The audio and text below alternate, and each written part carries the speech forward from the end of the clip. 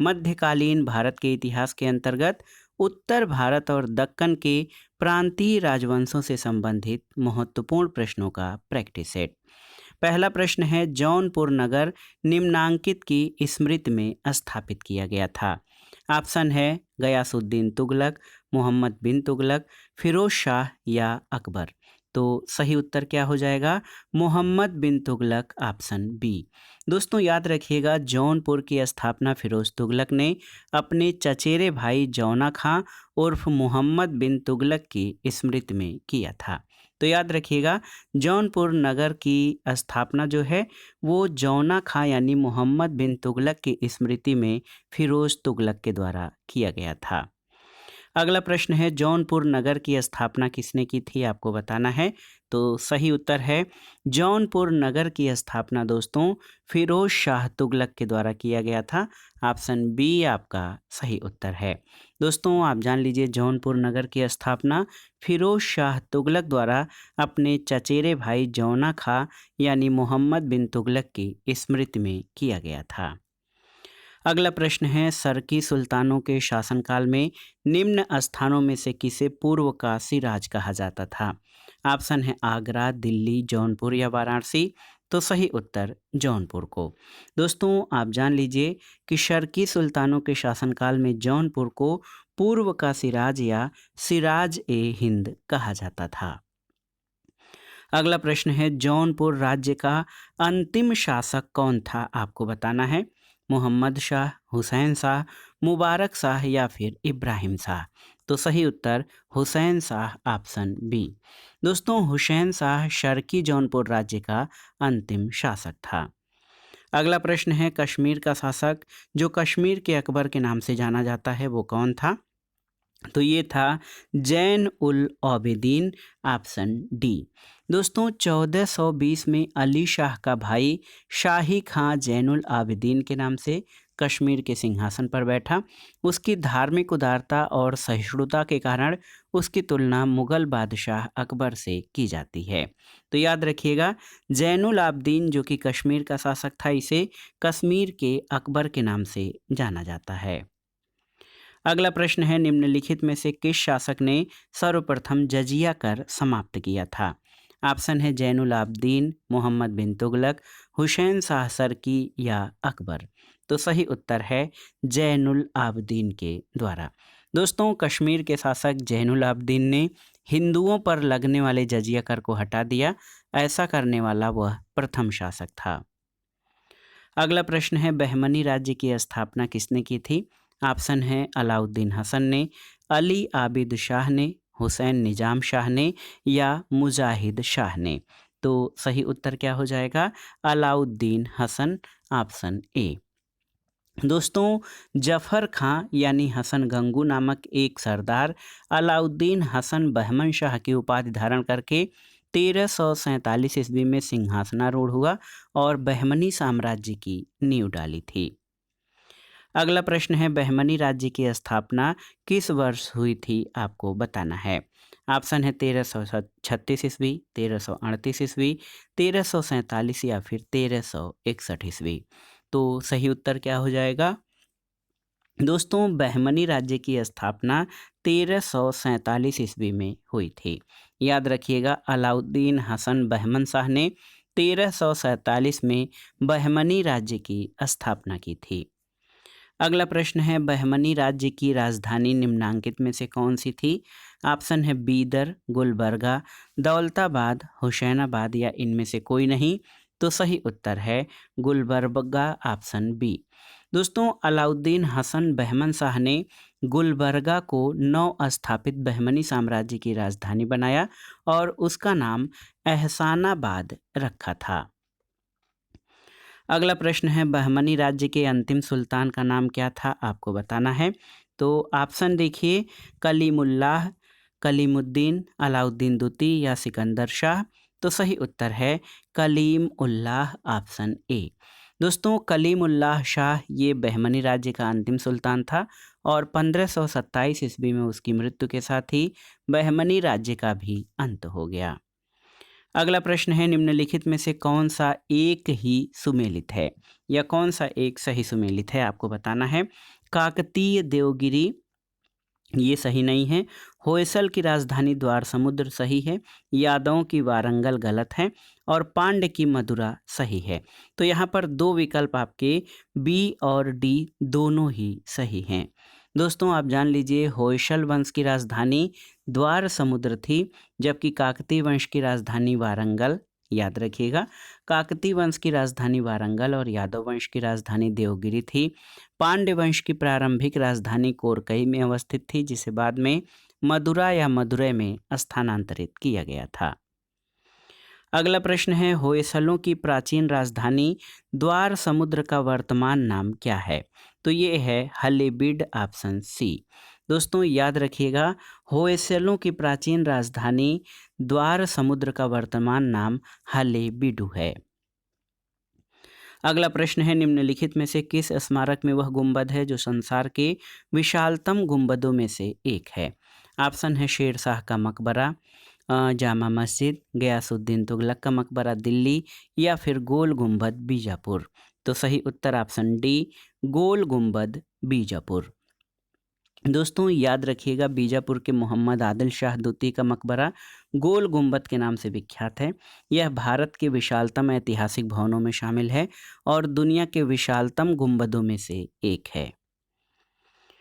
अगला प्रश्न है, गुजरी महल किसने बनवाया था? सूरज सेन ने, मानसिंह ने, तेजकर्ण ने या अकबर ने? तो सही उत्तर मानसिंह ने, ऑप्शन बी आपका सही उत्तर है। दोस्तों गुजरी महल राजा मानसिंह तोमर ने 1486 से 1516 ईस्वी के मध्य में बनवाया था और स्थापत्य के क्षेत्र में ये एक अद्भुत नमूना है और राजा मानसिंह एक महान विजेता भी था। अगला प्रश्न है, दक्षिण भारत के पोलीगार कौन थे? ऑप्शन है साधारण जमींदार, महाजन, क्षेत्रीय प्रशासकीय और सैन्य नियंत्रक या नौधनाढ़ व्यापारी। तो सही उत्तर है क्षेत्रीय प्रशासकीय और सैन्य नियंत्रक।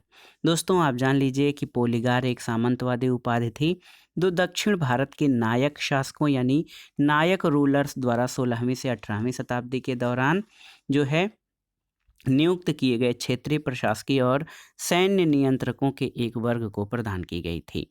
तो याद रखिएगा, दक्षिण भारत के पोलीगार ये क्षेत्रीय प्रशासकीय और सैन्य नियंत्रक थे। अगला प्रश्न है, रणथंभौर क्या है? तो आप जानते हैं रणथंभौर एक राजपूत दुर्ग है और ये राजस्थान में राणा हमीर देव का किला था। अलाउद्दीन खिलजी ने इस किले को 1301 में हमीर देव से जीत लिया था।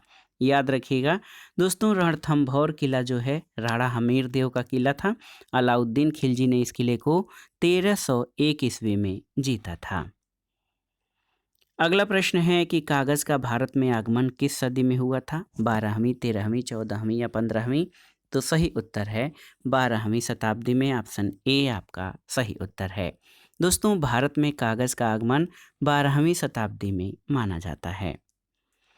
अगला प्रश्न है, मांडू की रानी रूपमती का संबंध किससे था? आपको बताना है। अलाउद्दीन खिलजी, बाज बहादुर, महावत खां या जहांगीर से? तो सही उत्तर है मांडू की रानी रूपमती का संबंध बाज बहादुर से था। ऑप्शन बी आपका सही उत्तर है। अगला प्रश्न है, बाडियार कहाँ के शासक थे? मैसूर का देसी राज्य, ट्रावनकोर का देसी राज्य, विजयनगरम या इनमें से कोई नहीं? तो सही उत्तर है बाडियार मैसूर के देसी राज्य के शासक थे। ऑप्शन ए आपका सही उत्तर है।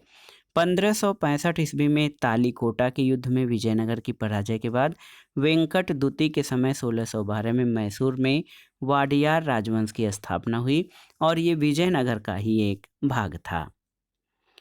अगला प्रश्न है, आसान सा प्रश्न है कि गोलकुंडा कहाँ अवस्थित है? तो आप जानते हैं दोस्तों गोलकुंडा हैदराबाद में अवस्थित है। ऑप्शन बी आपका सही उत्तर है। आप जान लीजिए कि गोलकुंडा हैदराबाद में है। ये मध्यकाल में देवगिरी के यादव और वारंगल के काकतीय शासकों के अधिकार में था। अगला प्रश्न है, बीजापुर का गोल गुंबद मकबरा किससे संबंधित है? आदिल शाह प्रथम, मोहम्मद आदिल शाह, ताज इस्नेटावा या इनमें से कोई नहीं?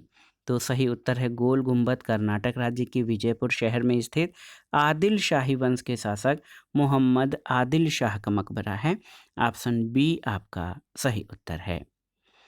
अगला प्रश्न है गुलबर्गा किस राज्य में स्थित है, आपको बताना है। तो गुलबर्गा आप जानते हैं कर्नाटक में स्थित है। गुलबर्गा कर्नाटक राज्य में स्थित है। गुलबर्गा भारत की स्वतंत्रता के पूर्व निजाम राज्य हैदराबाद का एक हिस्सा था। इसकी स्थापना 14वीं शताब्दी में बहमनी सुल्तान अलाउद्दीन हसन गंगू ने की थी। अगला प्रश्न है कि चार मीनार अवस्थित है कहाँ पर। तो आप जानते हैं चार मीनार हैदराबाद में स्थित है। दोस्तों इसको या चार मीनार को मोहम्मद कुली कुतुब शाह के द्वारा 1591 में बनवाया गया था और इसका संस्थापक या निर्माता मोहम्मद कुली कुतुब शाह था। अगला प्रश्न है बेलूर और हेलबिड में निर्माण किए गए मंदिर किस शताब्दी के हैं, 12वीं, 8वीं, 16वीं या फिर तीसरी शताब्दी। तो सही उत्तर क्या हो जाएगा, 12वीं शताब्दी। दोस्तों आप जान लीजिए बेलूर और हेलीवुड में 12वीं शताब्दी में अनेक मंदिरों का निर्माण कराया गया। हेलीवुड होयसल राजवंश की राजधानी द्वार समुद्र का वर्तमान नाम है और यहाँ पर स्थित मंदिरों में होयलेश्वर का प्राचीन शिव मंदिर जो है विख्यात है। अगला प्रश्न है निम्नलिखित में से उस शासक का नाम क्या है जिसने विजय स्तंभ का निर्माण कराया था। देखिए राणा कुंभा, राणा सांगा, राणा रतन सिंह या राणा हमीर। तो सही उत्तर राणा कुंभा ऑप्शन ए। दोस्तों याद रखिएगा राणा कुंभा ने चित्तौड़ में या चित्तौड़गढ़ में कीर्ति स्तंभ या विजय स्तंभ का निर्माण कराया था। अगले प्रश्न पर आते हैं दोस्तों। अगला प्रश्न बहुत ही महत्वपूर्ण है कि सुविख्यात कोहिनूर हीरा किस खान से निकाला गया था। तो याद रखिएगा गोलकुंडा की खान ऑप्शन डी। दोस्तों आप जान लीजिए कि विश्वविख्यात कोहिनूर हीरा गोलकुंडा की खान से निकाला गया था।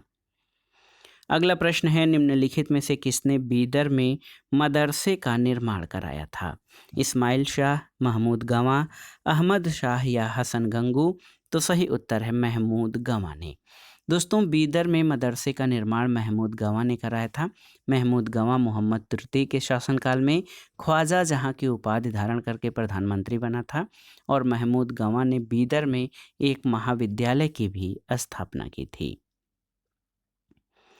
अगला प्रश्न देखिए महत्वपूर्ण प्रश्न है कि जैनुल आबिदीन द्वारा पूरी की गई कश्मीर की जामा मस्जिद की प्रभावकारी विशेषताओं में क्या शामिल है। ऑप्शन है बुर्ज, बौद्ध पेगोडाओं से समानता और फारसी शैली। तो इसमें से आपको बताना है कौन से सही हैं। तो तीनों ही सही हैं जैनुल आबिदीन द्वारा पूरी की गई कश्मीर की जामा मस्जिद में। दोस्तों आप जान लीजिए सिकंदर बुत शिकन द्वारा श्रीनगर में जामा मस्जिद का निर्माण कराया गया था। इसके बाद जैनुल आबिदीन द्वारा उसे और विस्तारित करवाया गया।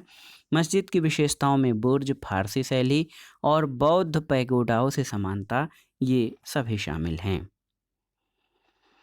अगला प्रश्न है निम्नलिखित में से कौन सा विद्वान कुंभा के दरबार में नहीं था। ऑप्शन है मुनि सुंदर सूरी, नाथा, टिल्ला भट्ट या मुनि जिन विजय शूरी। तो सही उत्तर है मुनि जिन विजय शूरी ये कुंभा के दरबार में नहीं थे। दोस्तों याद रखिएगा जैन विद्वान मुनि जिन विजय शूरी कुंभा के दरबार से संबंधित नहीं थे, जबकि मुनि सुंदर सूरी, नाथा और टिल्ला भट्ट ये कुंभा के दरबार से संबंधित थे। अगला प्रश्न है निम्नलिखित मुस्लिम शासकों में किस एक को उसकी धर्मनिरपेक्षता में आस्था के कारण उसकी मुस्लिम प्रजा जगत गुरु कहकर पुकारती थी। ऑप्शन है हुसैन शाह, जैनुल आबिदीन, इब्राहिम आदिल शाह या महमूद तृतीय। तो सही उत्तर है इब्राहिम आदिल शाह। दोस्तों याद रखिएगा कि बीजापुर के शासक इब्राहिम आदिल शाह द्वितीय को जो है बहुत ही महत्वपूर्ण स्थान है। वो एक महान विद्या प्रेमी और विद्या का संरक्षक था।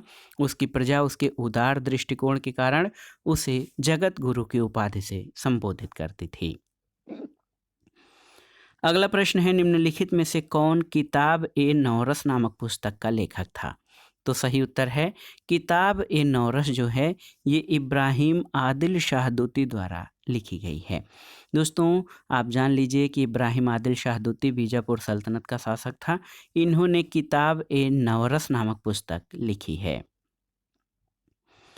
अगला प्रश्न है अहमदनगर के निजाम शाही वंश का अंत कैसे हुआ था? तो याद रखिएगा दोस्तों, अहमदनगर के निजाम शाही वंश का अंत जो है अहमदनगर को मुगल साम्राज्य में मिलाकर हुसैन शाह को आजीवन कारावास दिया गया और इसी के साथ निजाम शाही वंश का अंत हुआ था। दोस्तों, शाहजहां के शासनकाल के दौरान 1632 में महावत खां के नेतृत्व में अहमदनगर पर आक्रमण किया गया। उसने दौलताबाद के दुर्ग को जीतने के लिए अहमदनगर के वजीर फतेह खां को अपनी ओर मिला लिया और 4 महीनों की घेराबंदी के बाद दौलताबाद के दुर्ग को जीत लिया गया। सुल्तान हुसैन निजाम शाह तृतीय को बंदी बनाकर ग्वालियर के किले में भेज दिया गया और अहमदनगर को मुगल साम्राज्य में मिला लिया गया था। अगला प्रश्न है निम्नलिखित स्मारकों को उनसे संबंधित शासकों से सुमेलित करके दिए गए कूट से सही उत्तर का चयन करना है। दोहरा गुंबद ये सिकंदर लोदी, अष्टभुजी मकबरा शेरशाह का है और सत्य मेहराबी मकबरा जो है ये आप जान लीजिए कि ये बलवन का है और गोल गुंबद मोहम्मद आदिल शाह के द्वारा मोहम्मद आदिल शाह का मकबरा है। तो सही सुमेलन हो जाएगा 4, 1, 3 और 2। तो 4, 1, 3 और 2 ऑप्शन बी आपका सही उत्तर हो जाएगा। अगला प्रश्न है सूची 1 का सूची 2 के साथ सुमेलन करें और दिए गए कूट से सही उत्तर का चयन करें। दोस्तों, बीजापुर में आदिल शाही वंश की स्थापना किसके द्वारा की गई थी? यूसुफ आदिल शाह के द्वारा किया गया था। और कुतुब शाही वंश की स्थापना गोलकुंडा में कुली कुतुब शाह के द्वारा की गई थी। निजाम शाही वंश की स्थापना अहमदनगर में किसके द्वारा की गई? मलिक अहमद के द्वारा की गई। और शर्की शाही वंश की स्थापना जौनपुर में मलिक सरवर नामक हिजड़े ने की थी। तो सही सुमेलन क्या हो जाएगा? 2, 3, 1, 4। यहाँ पर देखिए 2, 3, 1, 4 ऑप्शन डी आपका सही उत्तर हो जाएगा। अगला प्रश्न है सूची 1 का सूची 2 से सुमेलन कराइए और दिए गए कोड से सही उत्तर का चयन करिए। इसमें राजवंश और उनकी राजधानी का मिलान करना है। पल्लव की राजधानी कांची थी। पांड्य की राजधानी आप जानते हैं मदुरा या मदुरै। यादवों की राजधानी देवगिरी और काकती वंश की राजधानी वारंगल थी। तो 2, 3, 4 और 1 आपका सही सुमेलन हो जाएगा। ऑप्शन बी आपका सही उत्तर है। अगला प्रश्न और आज के प्रैक्टिस सेट का आखिरी प्रश्न है निम्नलिखित में से किसने कुतुब मीनार के निर्माण में योगदान नहीं दिया था? ऑप्शन है कुतुबुद्दीन ऐबक, इल्तुतमिश, अलाउद्दीन खिलजी या फिरोज शाह तुगलक। तो सही उत्तर क्या हो जाएगा?